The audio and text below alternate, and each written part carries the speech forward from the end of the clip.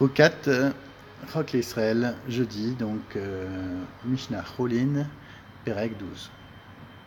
Nous allons parler essentiellement de la mitzvah de Shiloh Haken, du renvoi de la mère hors de son lit. Donc, première Mishnah. Shiloh Haken, Noaek Be'ares ou Bechus Lares, Bifne Abayit, Vishom Bifne Abayit, Becholin, Avalo Be'mukdashin. Donc on voit que le Shiloh Haken, ça marche que ce soit en Israël ou en Chutz La'aretz, qui est un Beth Amikdash ou qui n'est pas le Beth Amikdash. Par contre, ça ne marche pas sur des bêtes qui sont Mukdashin, qui sont consacrées. Alors maintenant, on va comparer le Kisui Adam avec le Shiloh Haken, les deux mitzvot.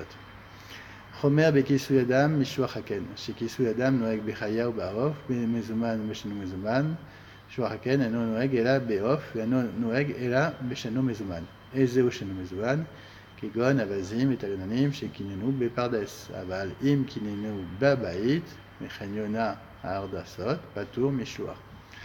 Donc pour le Kisui Adam, ça marche pour les oiseaux et pour les chayot. Par contre, pour Shiloh Haken, c'est que pour les oiseaux. Et pour le Kisui Adam, c'est Mezuman ou pas Mezuman. Et pour le Shiloh Haken, c'est Eno Mezuman. C'est quoi Eno Mezuman? Ce sont des bêtes qui ne sont pas présentes dans des maisons. On les trouve de manière fortuite dans des bois ou dans des vergers. Donc ça s'appelle Eno Mezuman. Maintenant, si ce sont des espèces qui ont l'habitude d'être mezouman, mais qu'on trouve dans une forêt ou dans un champ, alors on aurait le droit de faire Shiloh Haken. Sinon, on n'est pas tour. Oftame patour mishloach. Oftame rovetz al betza oftaor. Beta rovetz al betza oftame patour mishloach. Kore zachar rabiezer mechayev chamim potrin. Donc, les animaux tamés, donc les oiseaux tamés, sont patours de Shiloh Haken. Maintenant, si on trouve un oiseau tamé sur des œufs qui sont purs, il est en train de couvrir des œufs purs, ou un oiseau pur qui couvre des œufs tamés, c'est patour. Par contre, pour Rabbi Eliezer, lui, il est mechayev, il dit on doit quand même faire les Shiloh Haken, mais la halakha est comme Chachamim. Donc il faut que les espèces soient pures et que les œufs soient purs. Et le coré maintenant, le coré c'est la perdrix qui est mâle, on dit qu'on n'est pas tour. Donc parce que c'est un mâle et il faut que ce soit une femelle qui couvre les œufs. Alors, Mishnah Bet, Mishnah Gimel, Aïta mofevet bisman shenirnas. Donc si elle était sur le nid et elle survolait son nid et que ses ailes touchent le nid, alors on est obligé de la renvoyer. Si ses ailes par contre ne touchent pas son nid, on n'est pas tour de faire Shiloh Haken, de renvoyer la mère. En sham et là Efroach echad, o betza echad, chayav l'ishloach. Même s'il n'y a qu'un seul oisillon ou un seul œuf, on est chayav de l'ishloach, chez Neymar, ken. Un nid, ken mikol makom. Un nid de toutes les façons, c'est-à-dire qu'il y ait 1 ou 10 œufs ou 10 oisillons.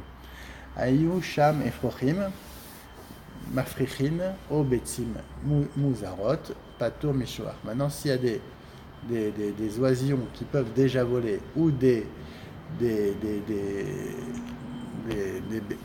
œufs qui sont cassés, on n'est pas obligé de faire la mitzvah, on n'est pas tour chez Neymar. A em revetset al aefrochim ou al abetzim. Ma efrochim benekaema, abetzim benekaema. Donc il faut que les efrochim et les œufs soient benekaema, qui soient vivants. Yatsu Muzarot, donc c'est pour exclure les œufs qui sont cassés. Ma abetzim tzrichim neiman, afrechim tzrich neiman. Donc de même que les œufs ont besoin de leur mère pour être couvés, de même les oisillons ont besoin de leur mère, c'est-à-dire qu'ils ne doivent pas pouvoir voler, puisque quand ils volent, ils n'ont plus besoin de leur mère. Donc il faut donc deux conditions. Il faut que les œufs soient entiers, et Kayama, et il faut que les oisillons puissent ne pas voler. Il faut que les deux aient besoin de leur mère. Shilcha vechazra. Alors, donc Shilcha vechazra, Shilcha vechazra, afilu arba vechamisha ba'im chayav. Donc si il a renvoyé la mère et elle est revenue, même 4 fois ou 5 fois, on est chayav de la renvoyer à nouveau, parce qu'il y a marqué dans le pasuk Shilach, Shelach Teshalach, 2 fois. Amar inotiel et aem ou mishalach et abanim chayav lishloach. Donc celui qui dit je vais prendre la mère et je vais renvoyer les oisillons, non, ça marche pas. Il sera obligé de renvoyer la mère. Chez les marches, shalach tishalach et aem.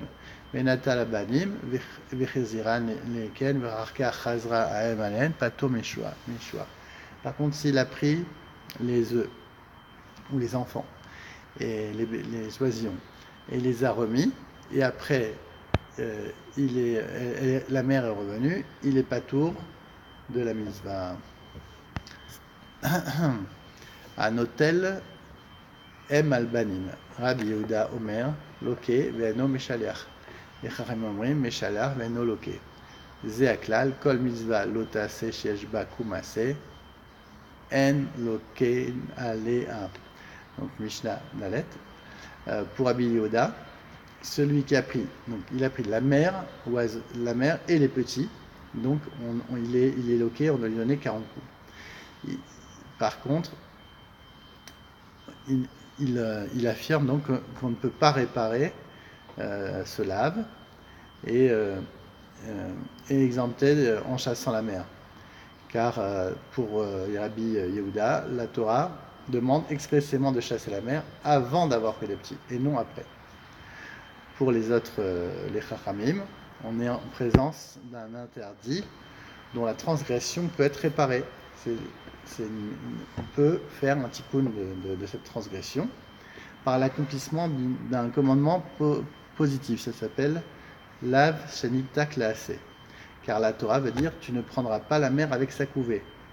Si tu as passé outre cet interdit, tu dois chasser la mère. Donc, afin d'effacer la transgression par l'accomplissement de ce commandement, et suivant une règle générale, celui qui enfreint un tel interdit ne subit pas la peine de fouet.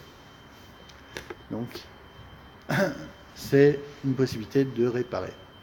Mishnah Hey, Loitol Adam, Em Albanim, Afilu Letaer et Metzora, Uma Im Mitzvah Kala Shei Keisar Amra Torah Lemani Etav Lecha Veach Rayamim, Kalva Chomer Al Mizat Tachamura Sheba Torah.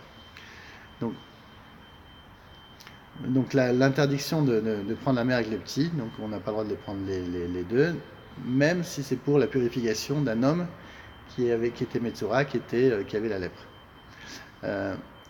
Ensuite, la Torah promet de la sorte tu seras heureux et tu verras tes jours se prolonger. Il est marqué pour l'accomplissement de cette mitzvah, qui est facile, qui implique un sacrifice matériel infime, donc un issar, la perte de la mère oiseau qui parfois vaut seulement un issar.